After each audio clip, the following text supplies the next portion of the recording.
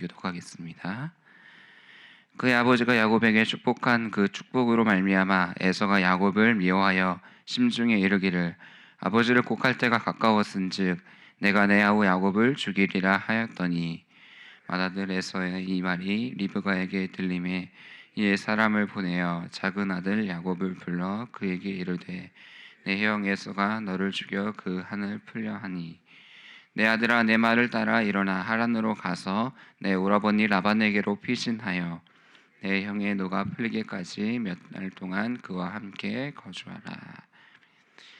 야곱은 그의 형 에서를 속인 후에 이제 오늘 본문에서 에서가 심중에 야곱을 죽일 계획을 세웁니다. 그리고 리브가는 야곱을 그의 삼촌인 라반의 집으로 피신하는 장면이 기록되어 있습니다. 주의 깊게 살펴볼 내용을 중심으로 말씀을 묵상해 보도록 하겠습니다. 내용 관찰 1번입니다. 야곱에게 축복을 뺏긴 에서는 어떤 생각까지 하게 됩니까?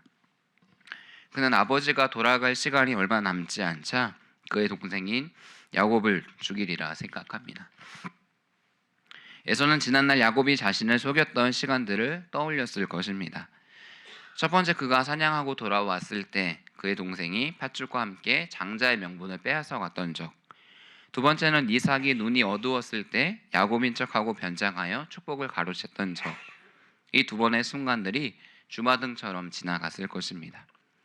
이 시간이 깊은 배신감이 자리 잡았고 그 굴욕감이 결국 동생을 죽여야겠다라는 마음을 품게까지 되죠. 이 마음은 단순한 미움이 아닙니다. 깊은 원한과 복수심이 담겨 있는 마음입니다.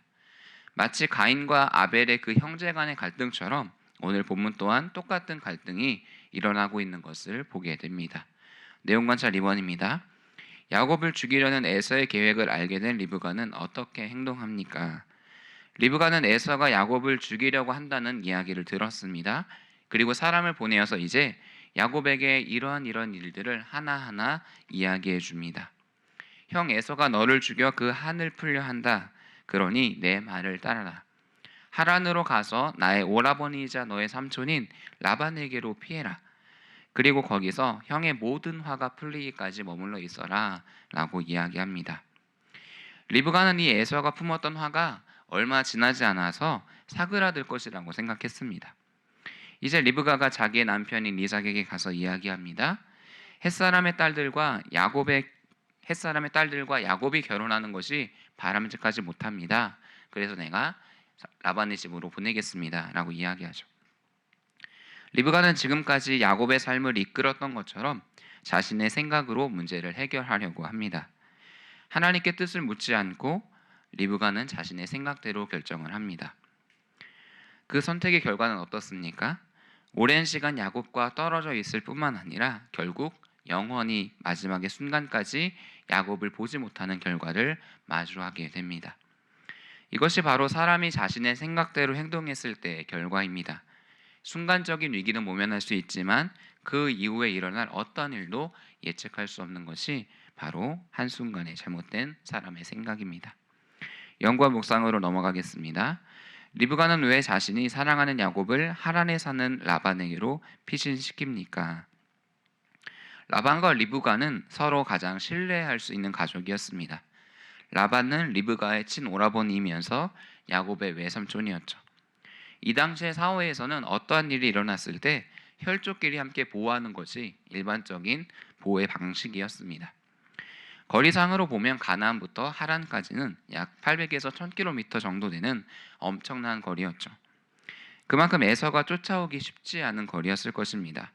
이렇게 멀리까지 떨어진다면 에서가 야곱의 생명을 빼앗기 위해 찾아갈 수 없겠다라고 생각했을 것입니다. 이 거리는 우리가 한번 살펴봤던 거리입니다. 언제입니까? 바로 아브라함이 자신의 가장 신뢰할 수 있는 종을 보내서 야곱의 아내를 데려왔던 그런 적이 있었죠. 이삭의 아내 리브가를 데려왔던 적이 있습니다. 이러한 스토리를 이삭은 가장 잘 알았을 것입니다. 그렇기 때문에 충분히 납득할 수 있겠다라고 생각했겠죠. 마치 아브라함이 그렇게 했던 것처럼 우리도 그렇게 해서 믿음의 결정을 이어나가자라고 보기 좋게 꾸몄을 것입니다. 왜 리브가는 하나님의 주권을 신뢰하지 않고 인간적인 결정을 내렸던 것일까요? 리브가는 하나님의 약속을 굳게 믿지 않았기 때문입니다. 이삭은 에서를 사랑했고 리브가는 야곱을 사랑했음을 우리는 보았습니다. 오늘 본문을 보면 한쪽으로 쏠려버린 그 사랑이 결국은 건강하지 못한 가정을 만들게 됨을 보게 됩니다. 이러한 잘못된 사랑은 결국 남편과 아내 사이의 갈등을 초래하고 서로가 상의하지 않고 따로 행동하는 것을 보게 됩니다.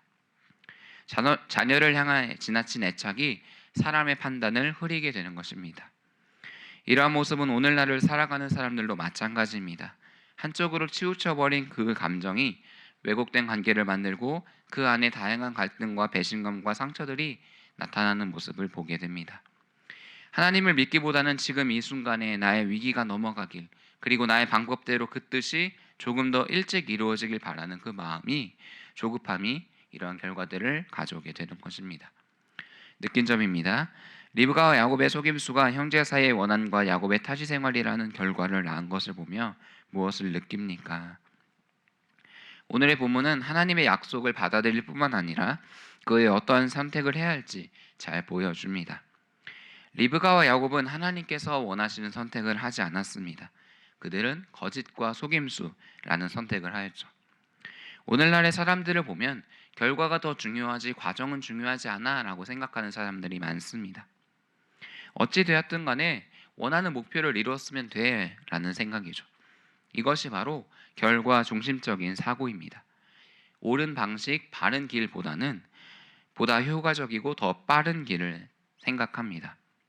하지만 하나님의 방법은 무엇입니까? 능력보다는 정직함입니다. 그리고 성과보다는 신뢰죠. 효율보다는 순종입니다. 목표 중심적인 사고와 그 선택들의 결과가 어떻게 되었는지 우리는 직면하게 됩니다. 우리들의 삶이 어떠한지 또한 돌아볼 필요가 있습니다. 하나님께서 원하는 방식이 아닌 우리의 생각과 판단대로 이루어지는 삶은 당장에는 행복할 수 있습니다. 하지만 그 이후의 삶은 내가 예측할 수 없었던 다양한 결과들을 통해 하나님이 무엇을 원하셨을까라는 후회를 낳게 됩니다. 우리가 잘 알고 있는 다윗은 어떠한 사람입니까? 사울은 끊임없이 다윗을 죽이겠다라며 찾아왔습니다. 심지어 다윗에게는 사울을 죽일 수 있는 여러 번의 기회가 있었지만 하나님께서 기름 부으신 사울을 내가 해할 수 없다라고 고백하며 그는 하나님의 때를 기다립니다. 묵묵히 믿음의 시간을 통해서 하나님의 때를 따라 기다렸던 다윗. 결국 그는 하나님께서 왕으로 세우시고 이스라엘이 안정적으로 세워질 수 있었던 한 주인공의 한 사람이었습니다. 이것이 우리가 생각해야 할 모습이죠. 우리에게는 조급함과 인간적인 욕심이 찾아올 때 하나님의 때를 기다립니다. 하나님의 약속을 붙잡습니다. 라고 그렇게 나아가야 합니다. 결단과 적용으로 나아가겠습니다. 최근에 내 뜻과 계획을 이루기 위해 불의와 타협했던 적은 언제입니까? 어쩌면 우리에게는 조급함과 두려움으로 인해 기다리지 못하고 행동을 먼저 했던 적이 있을 것입니다. 마음의 평안을 잃고 나만의 방식으로 계산하려다가 더 큰 조급함을 갖게 된 적은 없는지 생각해 볼 필요가 있습니다. 다른 사람과의 관계를 먼저 생각하기보다는 나의 유익을 위해 급한 결정을 내린 적은 없는지 점검해 보아야 합니다. 그렇다면 우리는 주님의 인도하심을 구하며 그 뜻을 선한 방법으로 행하기 위해 무엇을 실천해야겠습니까? 우리는 멈추어 서서 하나님의 뜻을 구하는 시간을 마련해야 합니다. 야곱은 자기의 아내를 기다리기 위해서 먼 들판에서 기도하던 때가 있었습니다. 하지만 그는 그 시간을 잃어버리고 결국 편애라는 방법을 선택하는 인생을 살펴보았습니다. 하루의 순간마다 이 시간을 정하여서 하나님의 말씀을 묵상하고 기도하며 그 가운데 잠잠히 멈추어 설 수 있는 시간을 우리는 정해 보아야 합니다. 우리는 멈추지 않고 계속하여 생각하고 앞으로 나아간다면 결국 하나님의 뜻을 깨닫지 못하게 됩니다. 하루의 시작 중에 말씀을 묵상할 수 있는 시간을 정해두고 하루의 중간에 멈추어 서서 하나님께 기도하는 시간을 의도적으로 갖는 것이 중요합니다. 스마트폰에 하루 중 시간을 정해 알림을 설정해 보는 것입니다. 여러분들은 약을 드실 때마다 까먹기 때문에 알람을 설정했던 적이 있지 않으십니까? 그것처럼 우리도 하나님의 그 시간을 정하여 기도하고 묵상하는 그 시간을 알람으로 정해보는 겁니다. 이삭과 리브가의 가족을 보면 하나님께 구하는 시간이 빠져 있었습니다.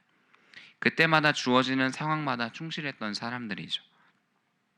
하지만 우리의 오늘 하루는 하나님의 뜻을 따라 걷고 멈추어 서서 하나님의 귀한 뜻을 분별하는 우리 모두가 되기를 간절히 축복합니다. 함께 기도로 나아가겠습니다.